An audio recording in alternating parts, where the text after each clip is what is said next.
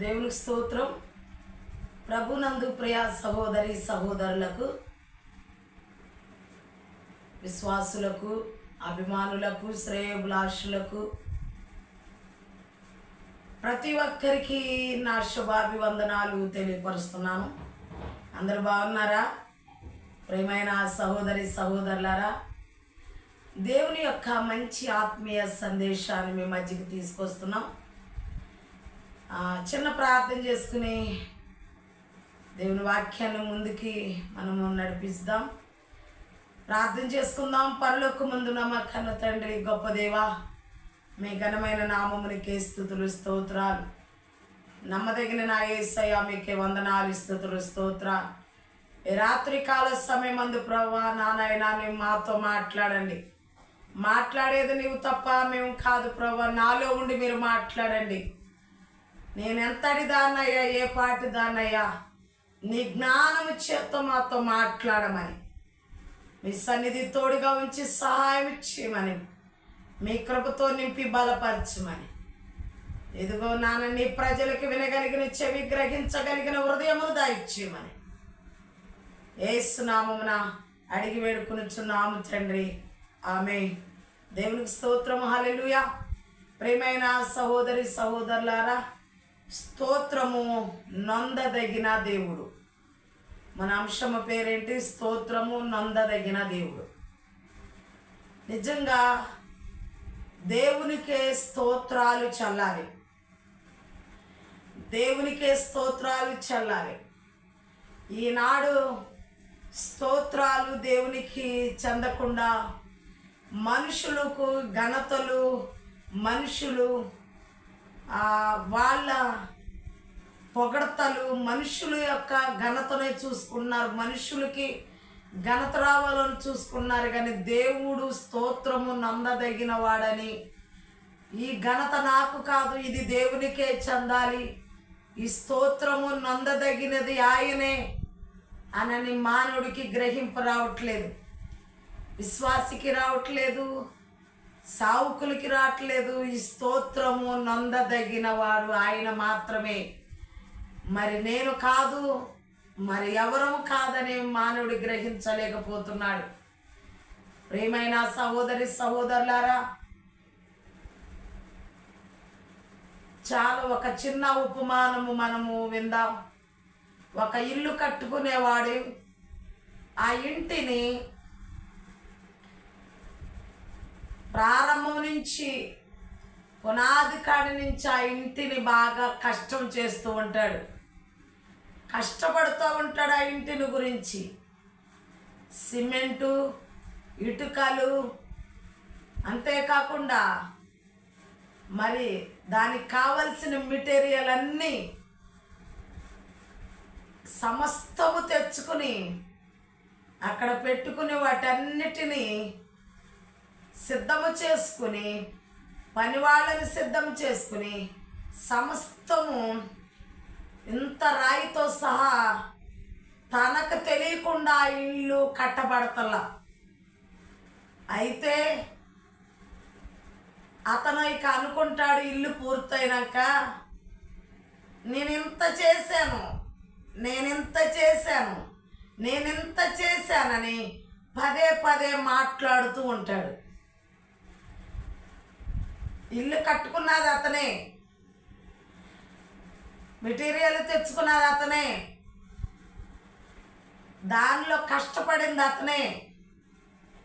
అయితే తను ఇంత చేశాను, ఇంత చేశాను, ఇంత చేశాను అని అంటున్నాడు. ఒక విద్యార్థిని స్కూల్లో జాయిన్ చేసినాక చిన్న పిల్లోడు దగ్గర నుంచి వాడు పెద్ద చదువు దాకా వెళ్ళిన తర్వాత ఆ టీచర్స్ అతనికి వచ్చిన మార్కులకి, అతని గేమ్స్లో గెలిచిన బహుమతులకి, ఆ చదువులో వచ్చిన మార్కులు చూసి టీచర్స్ అతన్ని మెచ్చుకుని పొగుడుతుంటే అతను ఏమంటాడంటే, మా తల్లిదండ్రులు చదివించటానికి ఎంతో నా కోసం కృషి చేశారని పిల్లవాడు చెప్తాడు. నేను ఇంతటి వాడిని అవ్వటానికి నా తల్లిదండ్రులే కారకులని చెప్తాడు. మరి ఇల్లు కట్టేవాడు కూడా నేను ఇల్లు కడుతున్నాను, ఇటుకలు, ఇసుక, సిమెంటు, వాటరు అన్ని సమస్తము నేనే తీసుకొచ్చాను. ప్రతి రాయిని చెమటూర్చి అందించాను. కట్టడాలు కట్టబడి నేను చేశానంటున్నాడు. ఏంటండి, నా దేవుడు కట్టించాడన్న మాట స్తోత్రము నొందదగిన ఆయనకి స్తోత్రాలు చెల్లించలేకపోతున్నాడు. పిల్లవాడు ఎదిగిన తర్వాత నా తల్లిదండ్రులు నా కోసం కష్టపడి ఫీజులు కట్టి మంచి కాలేజీలో జాయిన్ చేసి ఇంతటి వాడిని చేశాడని పిల్లవాడు అన్నాడు. నేను కష్టపడి చదివానని ఏ రోజున అనడు. గొప్ప ప్రయోజకుడిని చేసిన నా తల్లిదండ్రులు నేను బాగా చూసుకోవాలంటాడు. మరి ఇల్లు కట్టిన ఈ వ్యక్తికి నా దేవుడు సహాయం లేనిదే నేను ఇంతటిది చేయలేనని ఎప్పటికీ నోటమట మాట రావట్లేదండి. స్తోత్రము నొందదగిన దేవునికి స్తోత్రములు చెల్లించకుండా ఆ స్తోత్రము, ఆ గొప్పతనము, ఆ పేరు నేనే చేశానన్ను మాట్లాడటం వలన దేవునికి స్తోత్రము వెళ్ళట్లేదు, దేవునికి స్తుతి కలగట్లేదు, మహిమ కలగట్లేదు, ఘనత కలగట్లేదు. ప్రియమైన సహోదరి సహోదరులారా, ఈ ఉపమానాలు, 2 ఉపమానాల్లో మనం నేర్చుకోవాల్సిందేంటో తెలుసా? దేవుడు మాత్రమే స్తోత్రము నందదగిన వాడు, ఇక ఏ మనుష్యుడు కాదు. ఫ్లైట్ ఎక్కి అమెరికా వెళ్ళావు. నిన్ను ఫ్లైట్లో అమెరికాకి నువ్వు వెళ్ళటానికి అన్ని ఏర్పాట్లు చేసుకున్నావు. అమెరికాకి వెళ్ళావు. నేను అమెరికా వెళ్ళానని నువ్వు చెప్పుకున్నావు. అమెరికా గొప్పది కాదు, వెళ్ళిన నువ్వు గొప్పవాడు కాదు. నీకు ఆ జ్ఞానం ఇచ్చి నీకు ఆ మార్గాన్ని, ఆ త్రోవలు సరళం చేసిన ఆ యెహోవా గొప్ప దేవుడు, ఆయనకు మాత్రమే స్తోత్రము నందదగిన వాడు.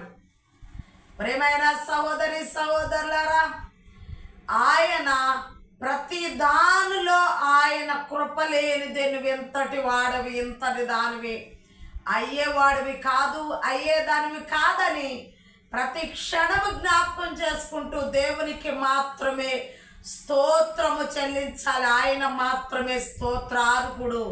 హల్లెలూయా, దేవునికి స్తోత్రం. అదే కీర్తనల గ్రంథంలో చూద్దాం.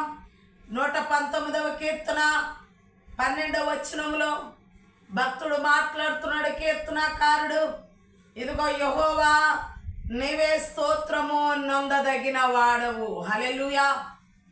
ప్రియమైన సహోదరి సహోదరి, ఎవరు స్తోత్రము నొందదగిన వారు? ఎవరు స్తోత్రము నొందదగిన వారు? నేను గొలియాతును చంపాను, స్తోత్రము నొందదగిన వాడను. నేను సింహాన్ని చీల్చాను, స్తోత్రము నొందదగిన వాడను. ఇదిగో నేను ఇజ్రాయేలును పరిపాలన చేశాను, స్తోత్రము నొందదగిన వాడను. నేను రాజును అని ఇక్కడ చెప్పట్లేదు భక్తుడు. ప్రియమైన సహోదరి సహోదరులారా, ఇదిగో నేను ఇంతటి పనులు చేశాను, ఇన్ని సంఘాలు కట్టాను, ఇదిగో ఇంతటి మందిరం కట్టాను, ఇదిగో ఇన్ని ఆలోచనలు నాకు దేవుడు ఈ జ్ఞానం ఇచ్చి నన్ను ఇంతగా నిలబెట్టాడు అనని నువ్వు చెప్తున్నావే కానీ ఒక్కొక్క సందర్భంలో దేవునికి స్తోత్రము నందదగిన వాడుగా నువ్వు గ్రహించలేకపోతున్నావు. ప్రియమైన సహోదరి సహోదరులారా, దేవుని వాక్యం ఏమని సెలవిస్తుందంటే, యెహోవా నీవే స్తోత్రము నొందదగిన వాడవు, నీ కట్టడలు నాకు బోధించుము. నేనెప్పుడు నువ్వు స్తోత్రము నందదగిన వాడవు, నేనెప్పుడు నేర్చుకునేవాడిని. నువ్వేమో స్తోత్రము నందదగిన వాడివి, నేనెప్పుడు నేర్చుకునేవాడిని. నీ కట్టడలు నాకు నేర్పుము. నీవు స్తోత్రము నందదగిన వాడువు, నేను నేర్చుకునేవాడిని. నువ్వు స్తోత్రము నందదగిన వాడువు. నువ్వు అనంత జ్ఞానం, నువ్వు నేర్చుకోవసలా. సమస్తము కలగ చేసిన దేవుడివి, నీకు తెలియనిదేది లేదు. ఆకాశ నక్షత్రాలనే పేరు పెట్టి పిలిచిన పేర్లు పెట్టిన దేవుడివి, అనంత జ్ఞానివి. నువ్వు స్తోత్రము నొందదగిన వాడివి, నేను నేర్చుకోవలసిన వారము. హల్లెలూయా, దేవునికి స్తోత్రం. భక్తుడు ఎంత బాగా మాట్లాడుతున్నాడండి. నిజంగా మనం ఆయన కట్టడలు నేర్చుకోవలసిన వారము. ఆయనకన్నీ తెలిసేసినాయి అని అనటానికి లేదండి, ఇంకా నేర్చుకోవలసిన వారం.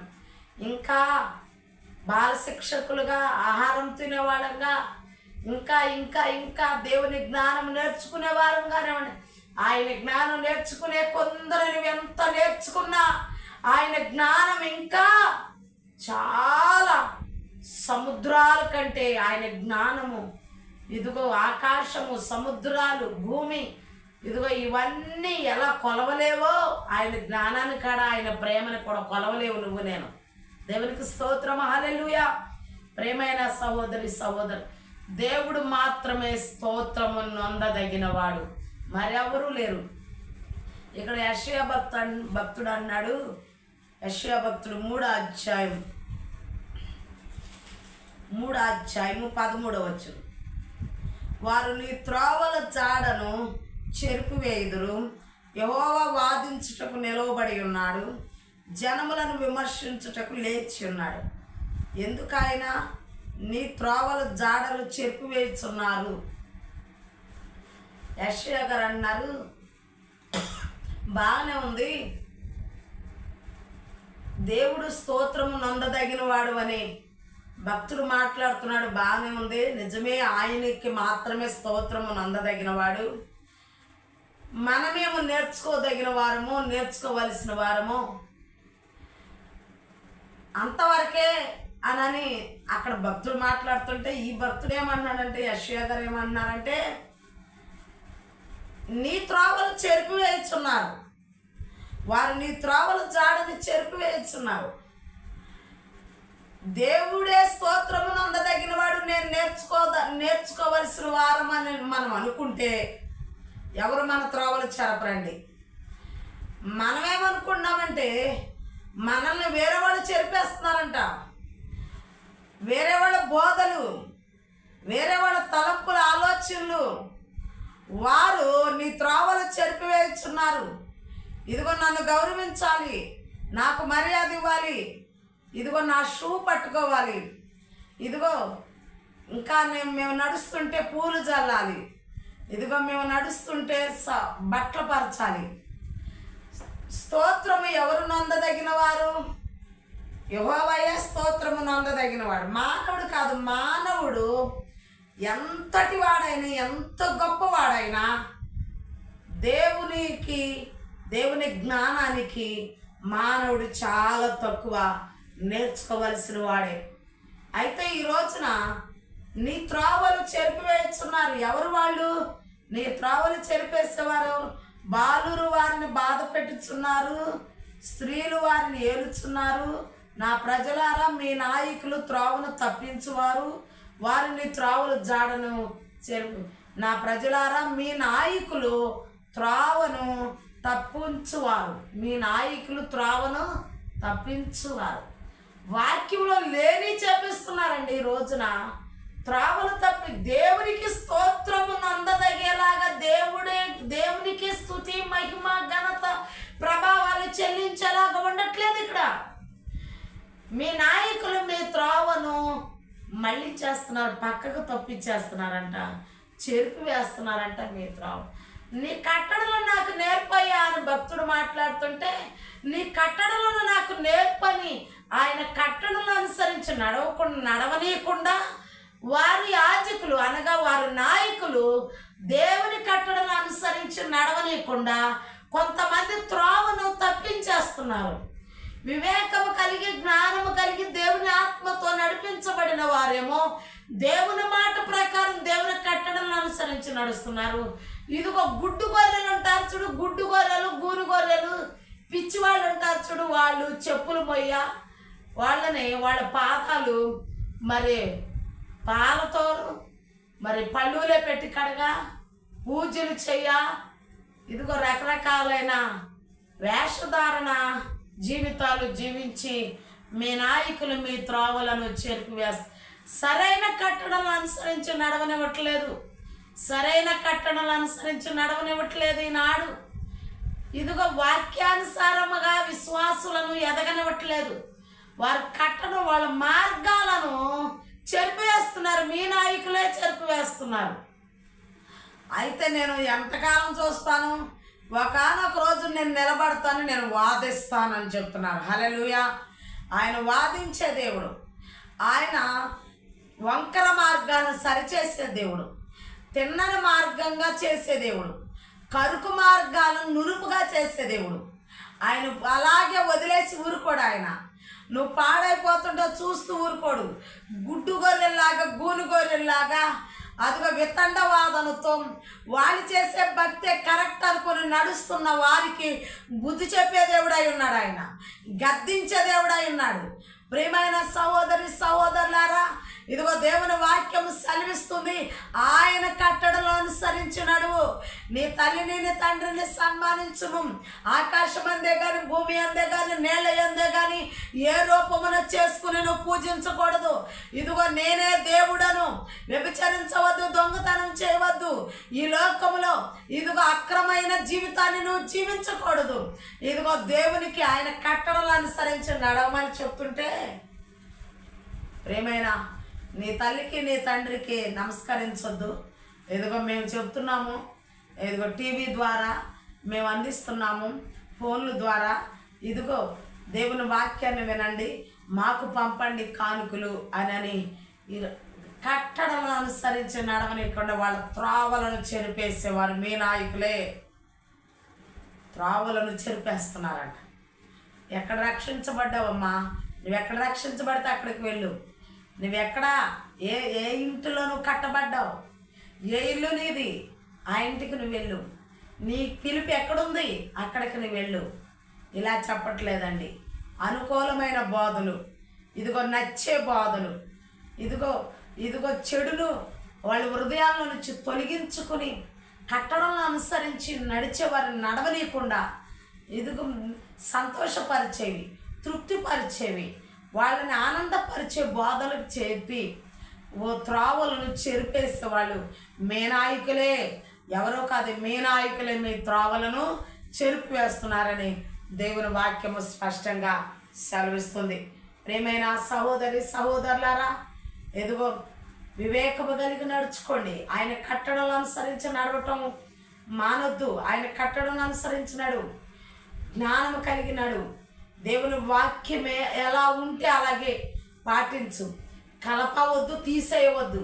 ఇదిగో ఈ ప్రవచన గ్రంథంలో ఏ మాట అయినా కలిపినాను, తీసివేసినాను.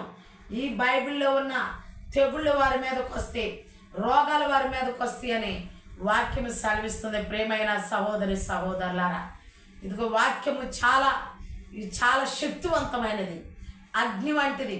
కట్టడను ఆచరించి నడవటం అంటే మామూలు విషయం కాదు. చాలా దేవునికి భయపడాలి అంతే తప్ప ఇదిగో అచ్చట్లు ముచ్చట్లు, ఇదిగో నీ మనసును మార్చేసే వితండ బోధలకి అనగా మెప్పించే బోధల వైపు తిరగకుండా దేవుని వైపే నీ గురి చూపు. దేవుడే స్తోత్రము నందదగినవాడు. ఏ యాజకుడు స్తోత్రము నందదగిన వాడు కాదు. ఏ బిషప్ స్తోత్రము నందదగిన వాడు కాదు. ఏ సినీ యాక్టర్ స్తోత్రము నందదగిన వాడు కాదు. ఏ రాజకీయవేత్త స్తోత్రము నందదగిన వాడు కాదు. స్తోత్రము నందదగిన వారు ఎవరంటే ఆ యెహోవా దేవుడు మాత్రమే.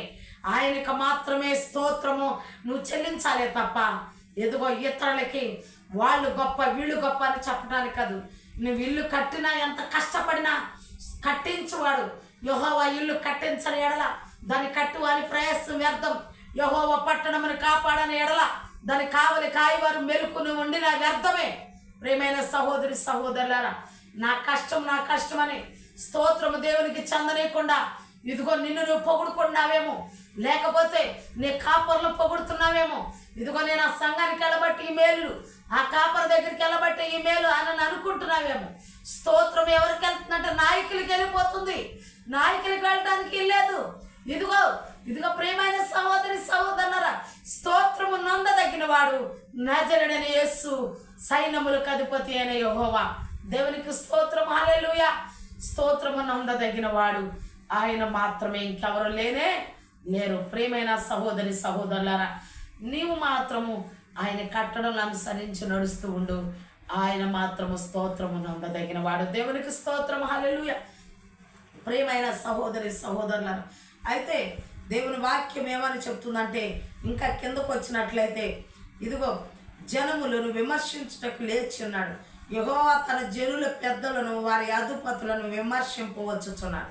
మీరే ద్రాక్ష తోటను తిరిగి మీరు దోచుకున్న దరిద్రుల సొమ్ము మీ ఇండ్లలోనే ఉన్నది. నా ప్రజలను నలగొట్టి మీరేమి చేయుదురు? పేదల ముఖములను నూరి మీరేమి చేయుదురు అని ప్రభువును సైన్యములకు అధిపతి యెహోవా సెలవిచ్చుతున్నాడు. దేవునికి స్తోత్రం. హల్లెలూయా, హల్లెలూయా. ప్రియమైన సహోదరి, ఇక్కడ దేవునికి స్తోత్రము నందదగిన వాడైన దేవునికి స్తోత్రము నందదగనీయకుండా ఇదిగో నాయకులైన వారు బేదలను, చక్కగా చెప్తున్న బేదల ముఖములను నూరి మీరేమి చేయుచున్నారు? నా వైపే చూడండి, నేను చెప్పేది వినండి, నా వైపే చూడండి. అంతేకాకుండా దేవుని వైపు చూడండి అని చెప్పు. ఎవరి వైపు చూడమని చెప్పాలి? దేవుని వైపు చూడండి అని చెప్పాలి. నా వైపు చూడండి, నా వైపు చూడండి, నేను నడిచినట్టు నడవండి, నేను చేసినట్టు చేయండి అని చెప్పటం కాదు. దేవుని వైపు చూడండి. దేవుడే నీకు రక్షణ ఇచ్చేది, నేను కాదు. నా చేతిలో ఏమీ లేదు, నేనేమి చేయలేదు. నీకోసం ప్రాణం పెట్టింది ఆయన. కేవలము ఆయన తోటలో పనిదాన్ని అంతే, ఆ తోటలో పనివాడిని అంతే అని నువ్వు అనాలే తప్ప, స్తోత్రము ఆయనే నొందదగాలే తప్ప మనం కాదండి. దేవునికి స్తోత్రం. హల్లెలూయా. ప్రియమైన సహోదరి సహోదరులారా, ఆయన న్యాయం తీర్చడానికి నిలబడ్డాడట, వాదించటానికి నిలబడ్డాడట. ఏయ్, నీ వల్ల ఏమన్నా అవుద్దా? నువ్వేమన్నా ప్రాణం పెట్టేవా? నువ్వేళ్ళ కొరకు ఒకటి తక్కువ 40 కొరడా దెబ్బలు తిన్నావా? చేతుల్లో మేకులు కొట్టించుకున్నావా? ఇదిగో కన్య గర్భవతి అయి కుమారుని కనినట్టుగా జన్మతః పాపం లేకుండా నువ్వు పుట్టేవా? ఇదిగో ప్రియమైన సహోదరి సహోదరు, అసలు నీ వల్ల కాదు కదా ఒక పాపిని రక్షించటానికి. మరి ఎందుకు నీవెందుకు పేదలను ముఖములను నూరు పోస్తున్నావు? ఎందుకు నువ్వు నీకు నీవే గొప్ప చెప్పుకుంటున్నావు? స్తోత్రము నందదగిన వాడిని నేను, నువ్వు నా కట్టడలను అనుసరించి నడువని చెప్పాలనుకునే దేవుడు మాట్లాడుతున్నారు. దేవునికి స్తోత్రం. హల్లెలూయా. ప్రియమైన సహోదరి సహోదరులారా, ఆయన మాత్రమే స్తోత్రము నొందదగినవాడు. మరెవరు స్తోత్రము నొందదగిన వారు కాదండి. ఆయనకే స్తోత్రము చల్లాలి, ఆయనకే మహిమ కలగాలి, ఆయనకే కృతజ్ఞత స్తుతులు చల్లాలి. దేవుడే కృతజ్ఞత స్తుతులు పొందనర్హుడు, మనుషులు కాదండి. 106వ కీర్తన కూడా చూద్దాం. యెహోవాను స్తుతించుడి, యెహోవా దయాళుడు, ఆయనకు కృతజ్ఞత స్తుతులు చెల్లించుడి. దేవునికి స్తోత్రం. ఎవరికి స్తుతులు చెల్లించాలి? యెహోవాను స్తుతించుడి, యెహోవాను స్తుతించుడి. బైబిల్ చెప్తుంది ఆయన కట్టడలను అనుసరించున్నాడు. ఆ కట్టడలను అనుసరించే విధానం ఏంటో తెలుసా? యెహోవానే స్తుతించాలి. ఘనత మహిమ ప్రభావాలు ఎవరికి చెందటానికి వీల్లేదు. నువ్వు ఇల్లు కట్టినా కట్టించింది ఆయన, జ్ఞానం ఇచ్చింది ఆయన, అన్ని సమకూర్చింది ఆయన. నువ్వు పట్టణాన్ని కాసినా ఇదిగో ఆయన, కాయకపోతే నువ్వెంత కాపలా కాసినా ఇదిగో దుష్టుడు ఆ పట్టణాన్ని పాడు చేస్తాడు. కాసింది ఆయన, సహాయం చేసింది ఆయన, మనం కాదండి. ప్రాణం పెట్టింది ఆయన, కొరడా దెబ్బలు తిన్నది ఆయన, పరలోక మహిమను విడిచిపెట్టి భూమి మీదకు దిగొచ్చింది ఆయన, తను తాను తగ్గించుకున్నది ఆయన. నువ్వెక్కడ తగ్గించుకున్నావు? ఇల్లు వదిలిపెట్టి, వాకిళ్ళు వదిలిపెట్టి, అరణ్యాల్లో నాకేమి వద్దు, నా దేవుణ్ణి నేను ఎప్పుడు స్తుతించి ప్రార్థన చేస్తాను అనని ఎక్కడ నుంచుంటే అక్కడ నువ్వేం ఆశించుకోకుండా అపోస్తులు ఇదిగో పాత నిబంధన అయిపోయిన తర్వాత క్రొత్త నిబంధన వచ్చేసరికి అపోస్తులు వారి స్థిర చర ఆస్తులు అమ్మి అపోస్తుల పాదాల దగ్గరికి ఎత్తుకొచ్చి పెట్టారు. ఈనాడు అలా కాదండి, అపోస్తుల పాదాల దగ్గరికి ఎత్తుకొచ్చి పెట్టారు. ఇప్పుడు సావంటే, క్రైస్తత్వం అంటే ధనం సంపాదించుకోవటం, హై క్లాస్గా ఉండటం ఇలా చూస్తున్నారే తప్ప కష్టపడాలి, దేవుని కొరకు కొన్ని ఆత్మలు సంపాదించాలి, ఘనత మహిమ ప్రభావం ఆయనకే చల్లాలి, స్తుతులు ఆయనకే చల్లాలి, అంతేకాకుండా ఆయన నామమే మహిమపరచబడాలి.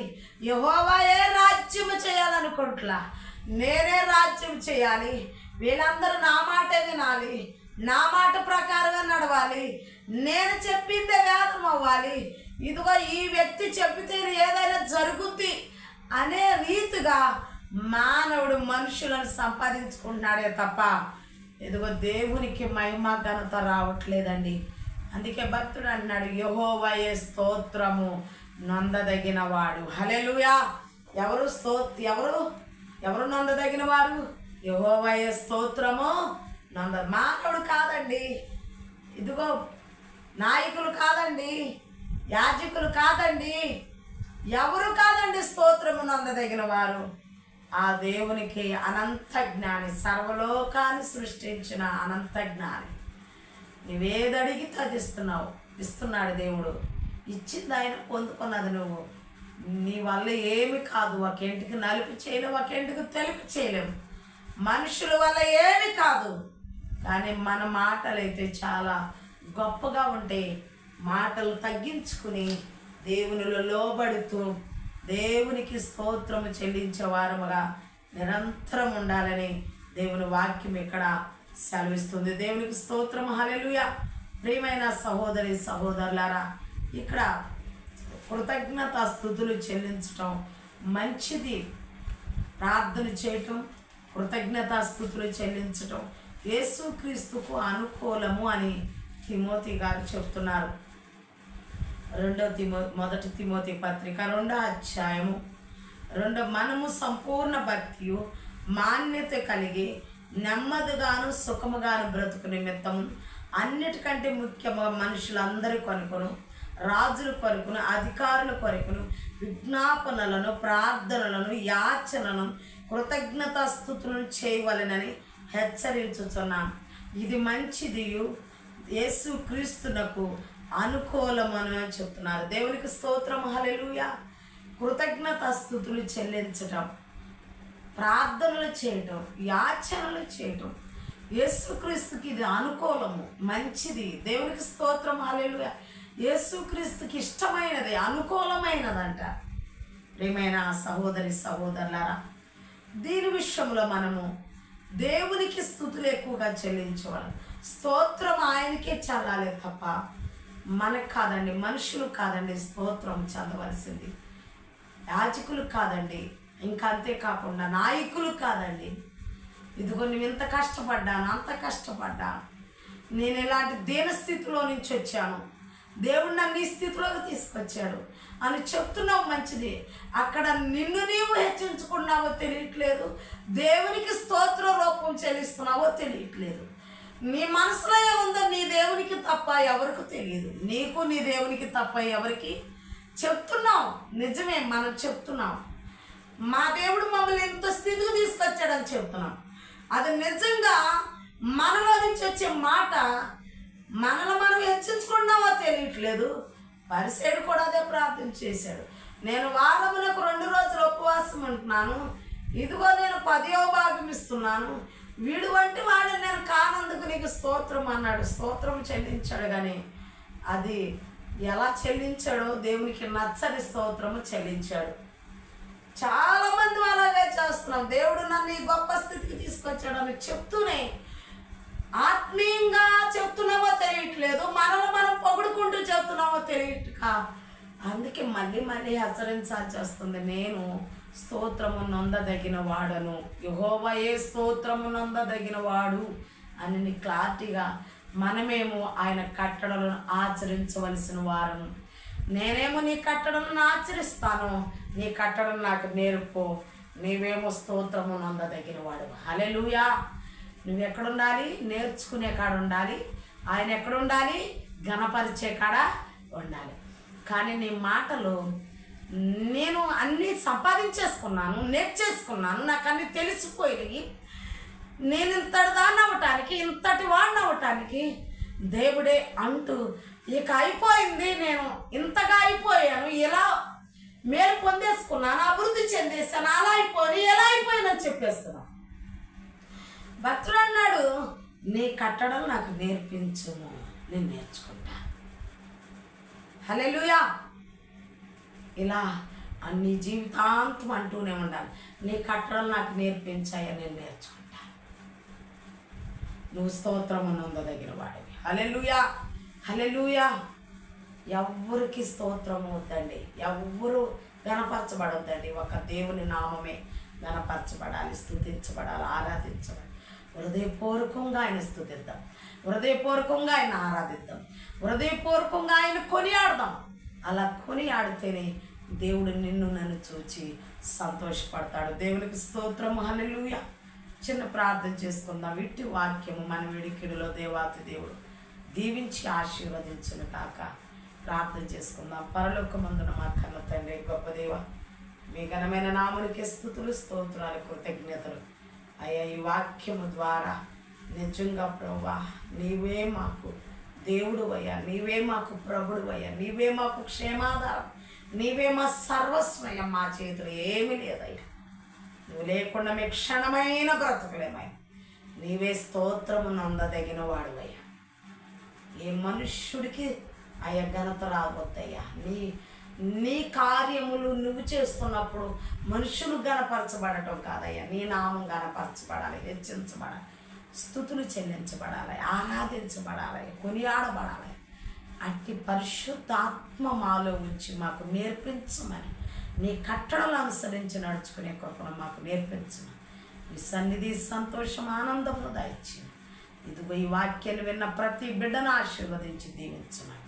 అయ్యా నాయన, ఫోన్ ద్వారా ఎంతమంది అయితే యూట్యూబ్లో పాల్గొని ఎంతమంది అయితే వింటున్నారు, వారి ప్రతి కుటుంబాన్ని, ప్రతి బిడ్డను నిరంతరంగా ఆశీర్వదించి దీవించి వాక్యానుసారమైన జీవితం బిడ్డలందరికీ అనుగ్రహించమని యేసు నామమున అడిగి వేడుకొనుచున్నాము తండ్రి, ఆమె. దేవునికి స్తోత్రం. హల్లెలూయా. ప్రియమైన సహోదరి సహోదరులారా, మీ అందరికీ నా హృదయపూర్వకమైన వందనాలు చెల్లిస్తున్నాను. అయితే మరి యూట్యూబ్ పరిచర్య మేము మరి ఎందుకు ప్రారంభించామంటే, దేవుని వాక్యము మేము అనేక మందికి అందించాలని దేవుని యొక్క ప్రేరేపణ, దేవుని యొక్క దర్శనముతో మేము ముందుకు సాగుతున్నాం. అయితే ఈ వాక్యములు ప్రతి ఒక్కరు విని మరి మా ఛానల్ సబ్స్క్రైబ్ చేసుకుని మరి షేర్ చేస్తూ దేవుని వాక్యాన్ని ఇంకా అనేక మందికి ఈ వాక్యాన్ని మీరు షేర్ చేయవలసిందిగా, మరి మా ఛానల్ సబ్స్క్రైబ్ చేసుకోవలసిందిగా ప్రభు పేరట మీ అందరికీ విన్నపించుకుంటున్నాను. దేవునికి స్తోత్రం. హల్లెలూయా, హల్లెలూయా. జ్ఞానము కలిగిన కుమారుడు తండ్రిని సంతోషపరుస్తాడు, బుద్ధి లేని కుమారుడు తల్లిని దుఃఖపరుస్తాడు. జ్ఞానము కలిగిన కుమారుడు తండ్రిని సంతోషపరుస్తాడంటే, తండ్రి తన కడుపున తనకు ఒక కుమారుడిని దేవుడిచ్చిన తరువాత ఆ కుమారుడి కొరకు నిరంతరం కష్టపడుతూ ఆ కుమారుడిని చదివించుకుని గొప్ప ప్రయోజకుడిని చేసి మరి ఒక మంచి సాఫ్ట్వేర్ ఉద్యోగి అయిన తర్వాత 1,00,000-1,50,000 శాలరీ తెచ్చేటప్పుడు ఆ కుమారుడు డ్రగ్స్కో బ్రాందీకో అలవాటయ్యి తను తెచ్చిన జీతం అంతా పాడు చేస్తుంటే తండ్రికి సంతోషం కలిగించిన వాడవుతాడా? తల్లిని దుఃఖపరిచిన వాడవుతాడు. అయితే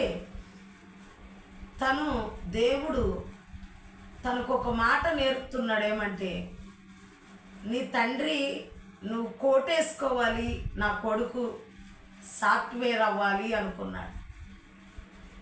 కోట్లు సంపాదించేవాడు అవ్వాలి నా కొడుకు అనుకున్నాడు. ఇప్పుడు కోటేసుకున్న సంతోషము లేదు, కోట్లు సంపాదించిన సంతోషము లేదు. ఎప్పుడు సంతోషం ఉంటుందో తెలుసా? దేవుని యొక్క జ్ఞానము కుమారులకు నేర్పితే అప్పుడు తండ్రి సంతోషంగా ఉంటాడు. తను కొడుకేసుకున్న కోటికి విలువ ఉంటుంది, సంపాదించే కోట్లకి విలువ ఉంటుంది. నువ్వు కోటేసుకున్న మాత్రాన, కోట్లు సంపాదించుకున్న మాత్రాన సంతోషం ఉండదు. లేమికి భయపడి నిద్రయందు ఆసక్తి విడువు. నిజంగా చాలామంది నిద్ర చాలా ఆసక్తిగా, నిద్ర అంటే చాలా ఆసక్తిగా నిద్రపోవాలి, ఆరోగ్యం కోసం నిద్రపోవాలి, కానీ ఆసక్తిగా నిద్రపోకూడదు. నిద్ర అంటే ఆసక్తి ఉండకూడదు. ఆసక్తి ఎందుకు ఉండకూడదు అంటే లేమి వస్తుంది, లేమితనం అనగా లేని స్థితి వస్తుంది. నిద్ర యందు ఆసక్తి, లేమికి భయపడి నిద్ర యందు ఆసక్తి విడవాలి. ఆసక్తి విడవాలి, నిద్రపోవాలి, కానీ ఆసక్తిగా నిద్రపోకూడదు. ప్రియమైన సహోదరి సహోదరులారా, నిద్ర యందు ఆసక్తి ఉంటే నీకు లేమి వస్తుంది.